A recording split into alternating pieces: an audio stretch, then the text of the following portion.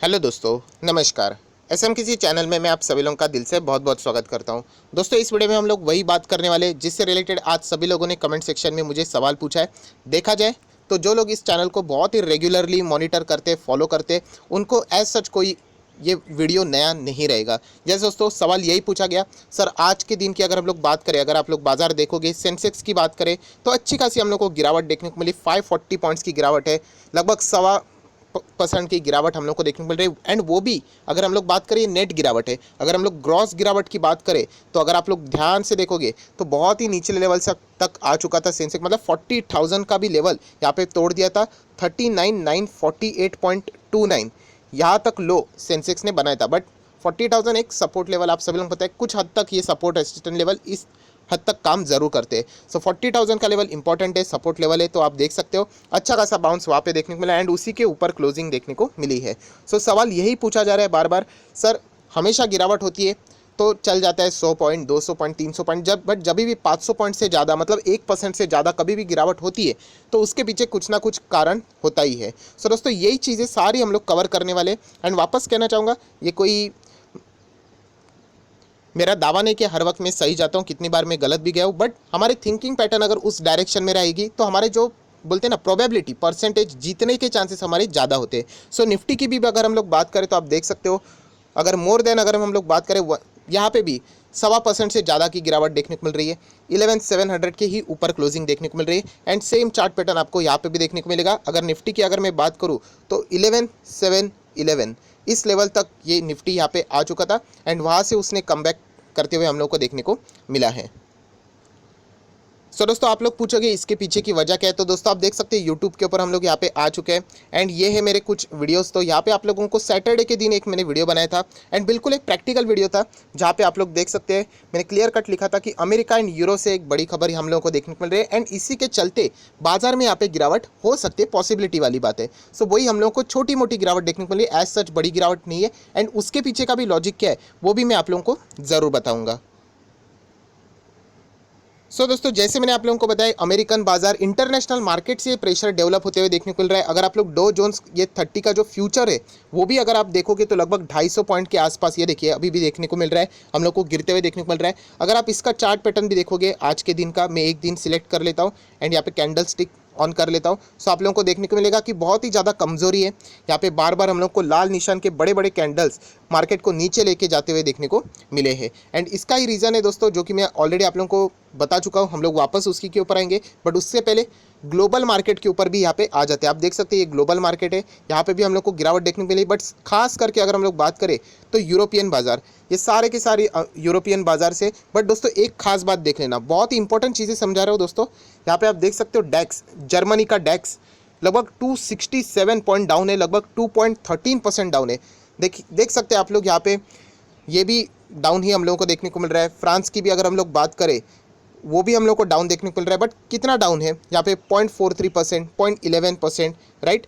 तो यहाँ पे इतनी गिरावट क्यों है आप देख सकते हो, डैक्स में इतनी गिरावट क्यों, ये भी तो यूरोप में ही आता है। सो दोस्तों ये रीजंस आप लोगों ने सर्च करने चाहिए। क्या आप इतने डीप स्टडी करते हो? ये स्टडी अगर आपको करने की आदत लग गई तो डेफिनेटली आप लोगों को स्टॉक मार्केट में कब गिरावट हो सकती है, उसकी पॉसिबिलिटी क्या है, उसमें से अगर आप लोग 10 बार अंदाज़ा लगाओगे तो उसमें आप लोग 5 से 6 बार सही जाने की कोशिश कर सकते हो। तो अभी मैं आप लोगों को दिखाऊंगा, ये देख लेना, यहाँ पे ज़्यादा गिरावट देखने को नहीं मिल रही, बट यहाँ पे देखना बहुत बड़ी गिरावट है। तो चलिए डेक्स मतलब जर्मनी के रिलेटेड हम लोग यहाँ पे ऊपर आ जाते हैं।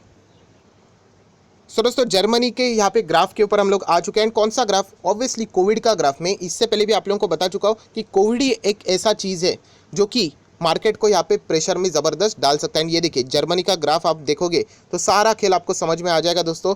यहाँ पे जहाँ पे जर्मनी की अगर आप लोग पुरानी बात करें, जहाँ पे आप यहाँ पे नंबर्स देख लेना, आप लोगों को देखने को मिल रहा है 219, या फिर अगर हम लोग बात करें 300, 500, राइट, 600। एंड अभी की अगर हम लोग बात करें तो लगभग हम लोगों को ये 14,000, 15,000 तक जाते हुए देखने को मिल रहा है दोस्तों। उनका पॉपुलेशन देखना, एंड अगर हम लोग 14,000 की बात करें, बहुत ही बड़ी जंप देखने को मिल रही है। जहाँ पे एक ज़माने में 500-600 तक आते थे एंड आज लगभग 14,000। आप देख सकते कोई मैच ही नहीं है, इतना स्पीडी से यहाँ पे वो भाग चुका है कोविड। एंड इसी के चलते आप लोगों को पता है प्रॉब्लम कोरोना वायरस नहीं है, प्रॉब्लम ये है कि दोबारा लॉकडाउन लगना एंड वापस बिजनेसेस को क्लोज करना, मतलब वापस इकोनॉमी की बैंड बज गई। सो दोस्तों यही चीज़ें अभी अभी देख लेना। मैं नीचे स्क्रॉल डाउन करता हूँ, आपको वही न्यूज़ देखने को मिलेंगे, जस्ट पढ़ लेना यहाँ पे।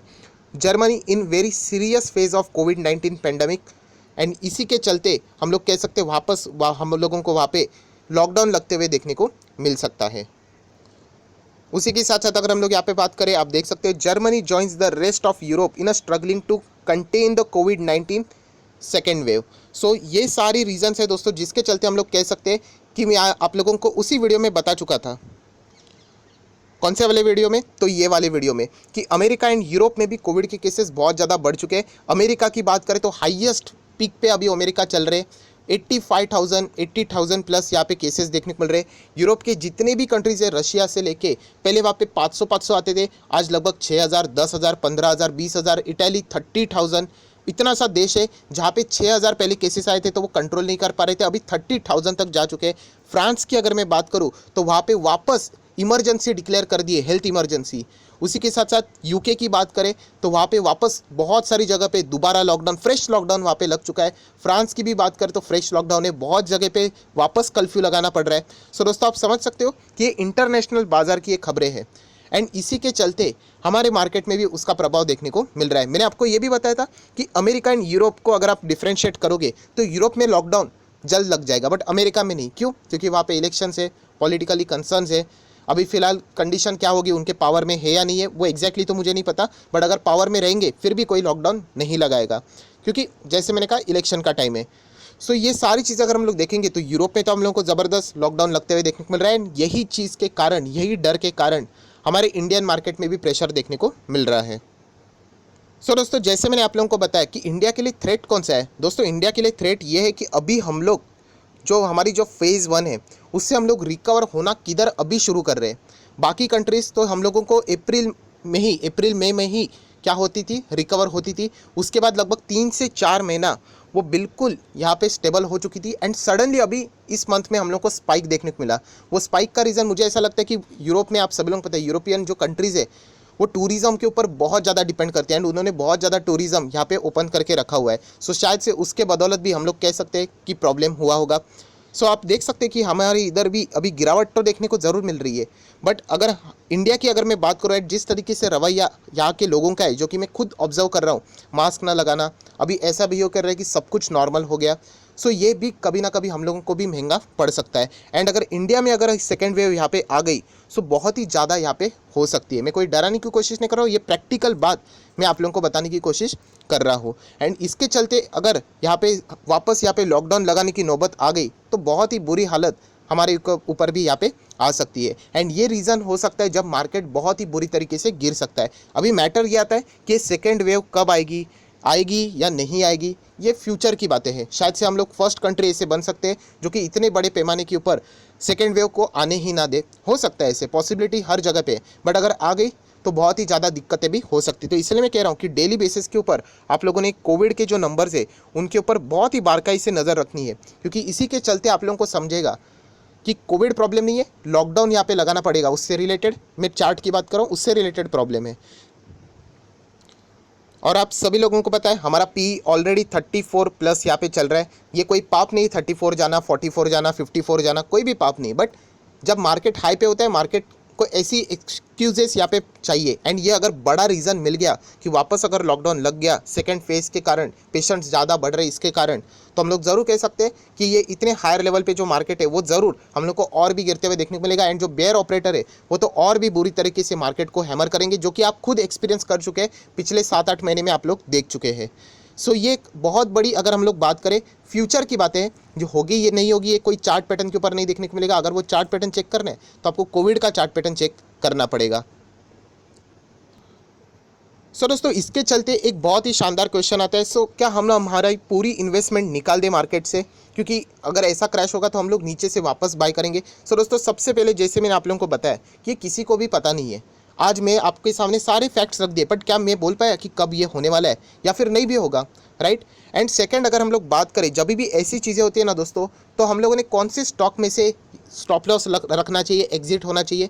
सो दोस्तों जिस स्टॉक में हम लोगों ने टेम्पररी एंट्री किया है, कोई न्यूज़ बेस के ऊपर एंट्री लिए, कोई मिड कैप है, रिस्की स्मॉल कैप स्टॉक है, जिसमें हम लोग को अच्छे रिटर्न्स मिल रहे हैं, ऐसे स्टॉक में हम लोगों ने हमारे पैसे को बचाना चाहिए, ना कि लार्ज कैप में। देखिए लार्ज कैप को कुछ भी नहीं होता, आप लोगों ने देखा होगा रिलायंस गिरा, कुछ हुआ, आज टॉप पे।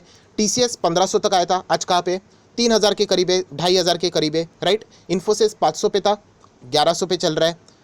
बैंक्स देख लेना, HDFC 700 पे थी, 1200 पे चल रही है। बताने का मकसद क्या, जो लार्ज कैप स्टॉक होते हैं ना, उनको कुछ प्रॉब्लम नहीं होता है। जो मिड कैप और स्मॉल कैप ने अगर अपनी पोजीशन बनाई होगी रिस्की स्टॉक्स में, तो वहाँ पे अपने प्रॉफिट को आप लोगों ने प्रोटेक्ट जरूर करना होता है।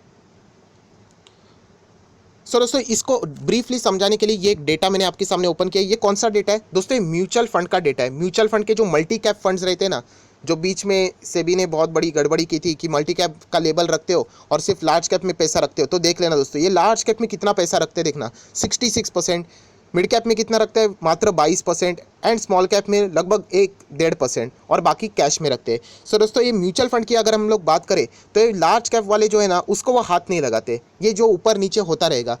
प्रॉब्लम कहाँ पे होती है, mid cap and small cap. सबसे ज़्यादा प्रॉब्लम स्मॉल कैप में होती है, क्योंकि ये छोटी कंपनियाँ होती है, फंडिंग भी छोटा होता है, बैलेंस शीट भी इतनी स्ट्रांग नहीं होती है, राइट। एंड अगर ऐसे कोविड के चलते वापस लॉकडाउन लगा, तो क्या इनके पास इतना कैश है कि वो वापस सर्वाइव करे, तो इसीलिए ये स्मॉल कैप मिड कैप वाली फंड जो कंपनीज रहती है, वहाँ पे हम लोग को रिस्क ज़्यादा देखने को मिल रही है। एंड जो लार्ज कैप वाले, उनको तो कोई टेंशन की बात नहीं है, अगर वो फंड रेस करना भी चाहे, आराम से वो QIP ला के आराम से फंड भी रेस करेंगे, बहुत सारे लोग रिस्पॉन्स भी देते हैं।